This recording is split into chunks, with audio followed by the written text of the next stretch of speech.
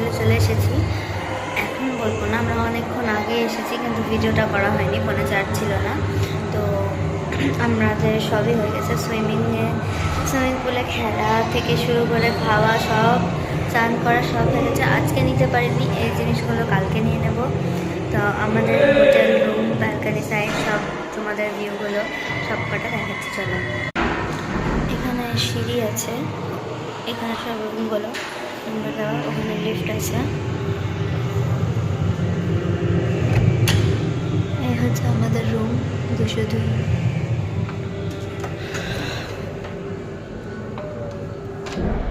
এখন আমি বাইরে থেকে দেখাতে পারছি না, এটা পরে দেখাবো। দেখতে পাচ্ছ এখন সবাই ঘুমিয়ে আছে, শুধু আমার বোনও জেগে আছে। এখানে কি করছে জানি না। কি করছিস তুই?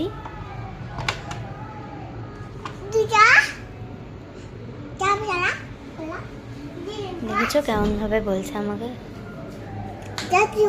ওটা চাপবি না কিন্তু ফোন লেগে যাবে সত্যি সত্যি। দেখো এখানে একটা টিভি আছে। এখানকার আমাদের এটা রুম, লাইটস গুলো আছে অনেক, তবে এখন সবাই যেহেতু ঘুমাচ্ছে তাই লাইটস অফ করা আছে, শুধু ওটাই জ্বলছে।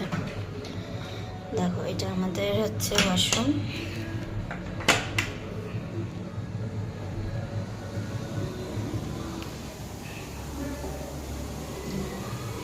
দেখতে পাচ্ছ এখানে একটা হ্যাঙ্গার আছে, এখানে গ্যাস ফ্যান, গিজার, এখানে আছে কমোড, ফ্রেশের ব্যবস্থা আছে,